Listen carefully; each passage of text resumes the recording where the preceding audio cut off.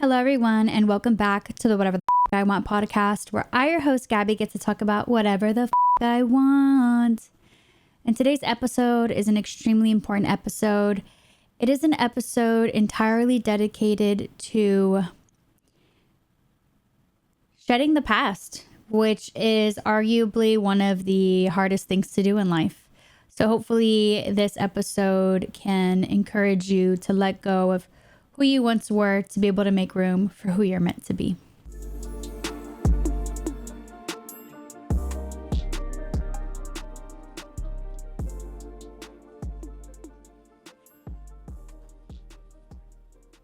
So in my notes app, I have a series of points that I want to go through. Essentially, recently I've experienced an entire reawakening. I would identify myself as somebody who is consciously aware of life itself and the beauty of being present. And I didn't really realize that there were still layers to me or my previous self that was existing still in the life that I was trying to achieve, or at, like where I'm at now. I think I was reaching a point of where my old self was like, hey, like, why don't you just stay here? It's really comfortable. And I had to come to terms with like that I didn't want to feel stuck anymore. And, you know, you might think to yourself, well, Gaby, you know, you've experienced a lot of growth. You know, you've released the podcast. You've been posting more on social media. You know, it doesn't look from the outside looking in that you've held yourself back, but I know within me that I've held myself back a lot. So actually, I'm going to grab my journal and I'm going to share something with you.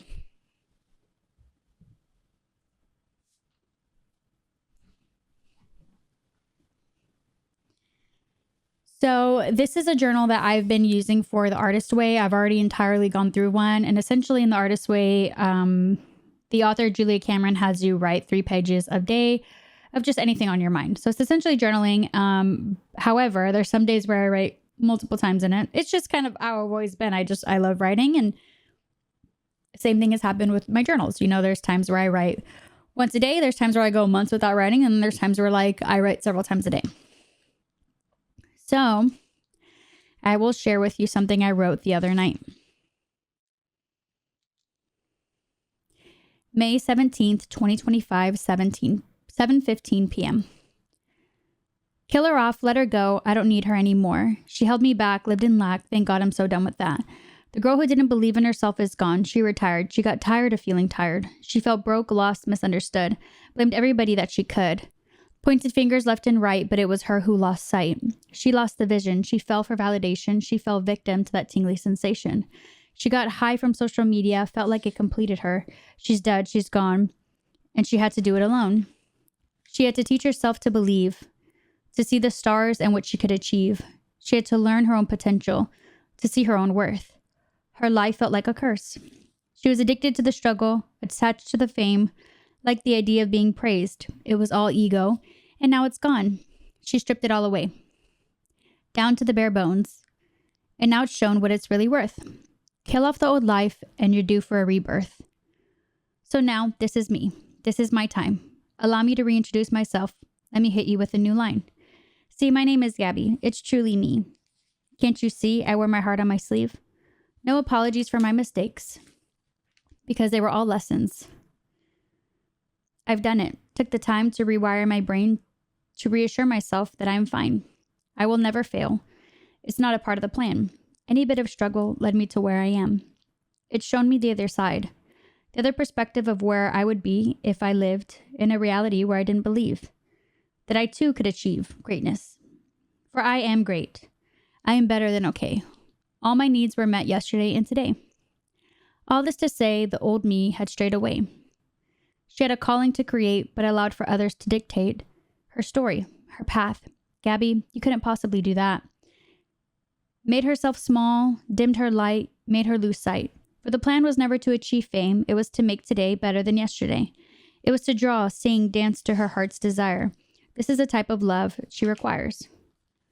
Her soul needs to be fed. It's more than just a desire. These dreams live deep within me, in the depths of my mind. To not just dream a dream, but to live it, breathe it, and understand that it was always mine to have. And that hits me so hard. I feel like there was still a part of me that felt like I had lack, and it's a process to rewire your brain. You don't go from one day to the next. You think of it like your body whenever you're working out. You don't go from one day to the next having 10 pounds of muscle, right? It's something that you have to go to the gym. You have to eat healthy. You have to develop this routine. You have to, time and attention. You have to progressive overload. There's learning curves when it comes to building muscle. And the same thing goes with creating new neural pathways in your brain. It's repetition. It's practice. It's actively choosing to show up for yourself. And for me, what that looks like is scripting, which is essentially writing things in the present tense or just writing things that you would like to manifest. It is doing the shadow work of looking within and realizing where it is that you feel lack, where it is that you feel like you are struggling, and looking at it from a different perspective. So, when I've experienced breakups, I would think, oh, it's the end of the world, and I would put people above me. That's happened a lot in my life. And I think that's a part of being, the oldest daughter. And you grow up thinking everybody comes before me.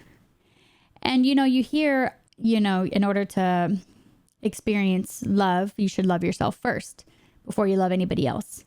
And you hear it, I've heard it, and it didn't really process in my mind until, the past couple years that it's like, I didn't really love myself wholly, entirely. And I looked to relationships for that validation.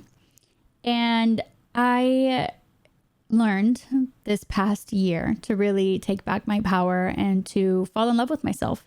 And how did I do that? I started taking myself out on dates. For me, that is thrifting, that is going out to eat, that is going to the library, that is reading a book outside, reconnecting with nature. That's a huge way that I have fallen in love with myself, because when I look outside, I see the trees, I see the birds, and I see, maybe some leaves that have fallen that are a little bit dead. And I still look outside and I still think that all of this is beautiful. I think that this picture that God has painted, the universe has painted, is beautiful, despite it being imperfect, right? And so I've learned to see my imperfections as beautiful. Every crevice on my body, every freckle that I have, it is all beautiful. And why have I allowed anybody, including myself, to diminish that? And so when I'm feeling insecure or in my head, I go outside, or I dance, or I try to channel that energy into something else. But old Gaby didn't do that. Old Gaby would scroll on her phone. The majority of COVID was me like this, like hunched over on my phone. And I'd be like, oh, my back hurts. Oh, I'm in pain. And it's like, well, duh. You look back and you're like, of course you were, because you were not moving your body. You were not feeding yourself properly. And you were not drinking enough water. There was just so many circumstances that were happening. And it's like, well, no wonder why I felt that way. And it's really within this past year that I have fully decided that I come first. That I get to be the person that dictates my life. And anybody else who doesn't get with the program can just not be in my life. And I've had to learn to be okay with that. I've had a lot of people leave my life, and it has only been for my benefit. And, you think to yourself, oh, but they're family. Oh, but they were my closest friends for so many years, etc. But at the end of the day, we know that people use and absorb our energies. Everything is energy. I am energy. You are energy. This bedding is energy. Everything is energy, right? And energy is neither created nor destroyed. So that is why it is important for you to transmute energy. So if you are feeling sad, know that happiness is the opposite, right? So you can channel that sadness into something positive. And how do people do that? That's whenever people write songs, right? So you hear all these ballads, these songs of people that are like, oh my gosh, this breakup is the end of the world or whatever. But that's how they're channeling that negative energy. How else do people do that? Maybe you go outside and you mow the lawn. And that's just the way that you are able to get some sunlight and just like disconnect from, whatever it is that you're experiencing. So you need to figure out ways in which you can just turn off your brain. And for some people, that's reading. And again, there's a difference here between turning off your brain versus avoiding the problem. I firmly believe that you need to tackle on the problems as soon as they happen, because or else they pile up and pile up and pile up. And eventually, a lot of people just either accept the circumstances and they're like, well, this is my life forever. I'm stuck here. Or you decide that this is something that you never want to experience again. So for example, in relationships, I was like, I tended to find myself in relationships where people were avoidant and I was anxiously attached. There's a book called Attached. I highly recommend it if you want to figure out your attachment style. It's a book that my therapist had recommended, and it really allowed for me to take a step back and to reflect. Read self-help books. I mean, it is a resource for you, and it is a way for you to understand how the brain works. Once you kind of learn that the brain works a very specific way, how your brain works, what experiences that you've had that have allowed for you to have these limiting beliefs, once you figure those out, you're able to fix them. It's like any problem, if you're like, notice a leak happening, in your roof, you're like, oh, I've noticed water. Oh, okay. Well, you have to get to the root of the problem, right? That's what I'm getting at here. You got to get to the root of the problem to solve it. Okay. So how do you do that? Shadow work, journaling. You do that by figuring out who you are. If you're the type of person who, has no self-control over social media, I have friends who delete the apps. I had to put a timer on myself. And that is okay. Because what good is it going to do for me to just sit here and to scroll? So think of it as reparenting yourself.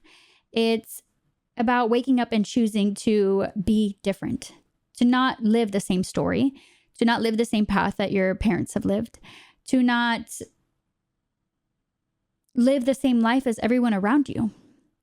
And so a big example of that is just choosing yourself. So, for example, I had a person in town visiting who I would always have described as an acquaintance, right? But me being the type of person I am, I'm like, they're my friend, right? I call everybody my friend. But in reality, the truth is that they are an acquaintance. So they're in town and they, messaged me and were like, hey, are we going to hang out? Because I was like, oh, they're in town. And of course, me being me, I'm like, oh, let's hang out. And I didn't realize I was offering up my energy. I was offering up my time to hang out with this person. And I really sat with myself and I was like, okay, if I go hang out with this person, it is taking out hours of my day. It is not giving me the opportunity to do the things that I need to be doing, which is editing podcast episodes, filming, editing stuff for my personal channel, etc. And I would be giving that time, that energy, that power to somebody else, knowing that I would feel drained if I were to have hung out with them, because they're not the type of person who pours into me ever. I couldn't really tell you much if I could probably count on one hand how many times they've asked me like anything about my life. A simple "how are you?" Of course, they're very cordial, but I couldn't confidently say that they know things about me at my very core. So I had to say, like, I can't. No. And that's okay. And I think that saying no is so important. It's so vital, because whenever you're saying no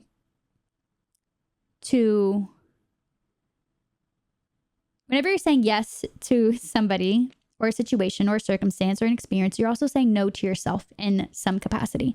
So figure out, do you want to see people? Do you want to hang out with people? Do these people add to your life? And the more that you start choosing yourself, the more, people are like, oh, they're selfish. Oh, why They don't want to hang out with family. You know, people are going to have their opinions. And ultimately, their opinions do not matter. What matters is what you think about yourself and what it is that you know that you're building. I know that I'm not sitting at home and I'm not, doing anything terrible. I know that I'm sitting here and I'm, just tending to my garden and taking care of myself. So why would I sit here and care about what anybody thinks about me? It's like those videos where people are like, I'm not going to worry about a hater online when this is my life. And, they're like out in the ocean. It's like, that's what life is about. Life is not about the internet or about what people think about you. I mean, why does that matter at all to you? And get to the root of that, because I used to be like that, and it might have not ever really seemed like that. I feel like a lot of people have told me like, Gaby, you've always been authentically yourself. And I don't think I've ever pretended to be somebody that I'm not, but I also think I've not realized that I have allowed other people's opinions to affect who I am as a person. And, I've always shown my light, but I've never shown how bright it is. Or maybe if I did at some points, something would happen, an experience or something, and it would cause for me to just dim it. The light has never been gone. When I've been depressed, yeah, the light has been gone. But in general, I feel like the light has been there. But I feel like now more than ever, I've really tapped into my inner child. I was thinking about it today, and I feel like I can see myself again. And think of a child when they see themselves, their reflection for the first time. They're not thinking, I want lip filler. I want to change this. Why are my eyebrows bushy? They're not thinking literally anything like that. A child looking at themselves in a mirror is saying, wow, look at how cool. Look at my eyes. Look at my nose. Wow, I have my mom's lips. Look, I have a freckle. They're very curious, and they're very just non-judgmental. And I think that that's kind of where I'm at in life right now, is I'm learning not to judge myself. And I am just accepting myself at face value for who I am. And how have I been able to do that? By chipping away those parts of me that people have projected onto me, that hate, that no, Gaby, you can't do that. Gaby, why do you have fuck in your podcast name? Gaby, why do you curse so much? And Gaby, this, and everybody has an opinion about how you should be living your life. But ultimately, it is your life to live. And so I have been just shedding away this skin, this part of me. And I feel like I'm really, really down to the final pieces. I just really feel like the last layers like peeled off. And I am welcoming in the new life that I want to have for myself. And it is scary. It is nerve-wracking to be doing the work, to leave a 10-year relationship, to call off an engagement, to move out of an apartment that you live with somebody. I convinced myself in a lot of situations that I have been in that I couldn't possibly do it. I have lived with partners and completely moved out of the state. I have done a lot of big and scary things, and it has been through that where I've truly learned the most about myself. And so I am so proud of the past versions of me who left situations or experiences that they felt like were not conducive to their growth. I know a lot of people who are like, well, I'm in my 30s. I couldn't possibly leave this relationship. I have been married to this person for 10 years. We have a kid together. You come up with all of these excuses, all of these what ifs, or what are people going to think about me, or what are people going to say? But I've posted them on my social media, etc. That is your brain and kind of your ego talking. And it's not true, right? I don't even for a second think about if I'm not judging myself, why would I judge you? And I think that is what we need more of in this world, is just to accept and love people for who they are, and to completely support their choices, and their decision making. And so whenever I had a friend decide to move to New York without a job, instead of being like, you're fucking crazy, and, chit-chatting about like, well, how the fuck are they going to do that to the people around me? Instead of meeting them with my own limiting beliefs, it has always been, I'm so excited for you. I am so happy for you. I can't wait to see how things work out for you, because I truthfully believe that the universe rewards courage. The universe rewards you for doing the big and scary things despite what the whole world is telling you. Or your meanie brain. Your brain can be so mean sometimes.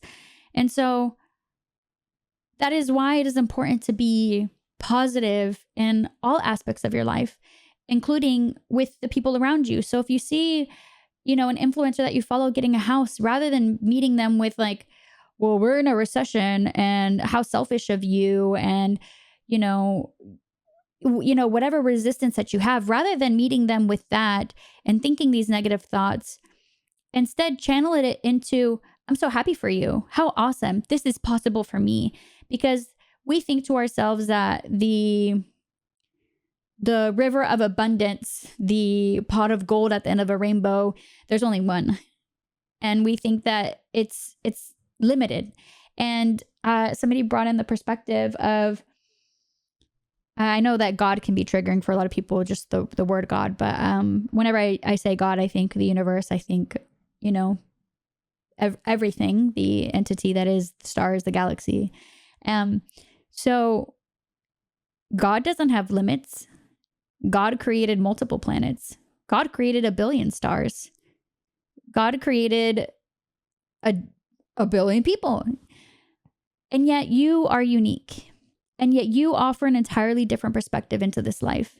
And so stop thinking that you don't matter, that your feelings don't matter, that your life does not matter, because it does. And the sooner that you change your perspective on what you're capable of, the sooner you are going to propel yourself into a new timeline. The sooner that you leave that toxic relationship, the sooner that you will experience healing. If something doesn't feel right for you, as scary as it is, a job, a relationship, a friendship, leave it. In my relationship, know my self-worth. And I know that if at any given point, no matter how long we are together, no matter what our circumstances look like, I would not be in it. Why? Because it's taken practice.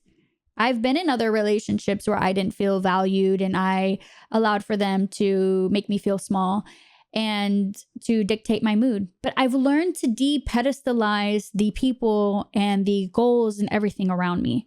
It's taken time. It's taken a lot of growing pains, a lot of affirmations, a lot of healing. It's taken a lot of healing. And I think that letting go of your past is the best thing that you could ever do for yourself.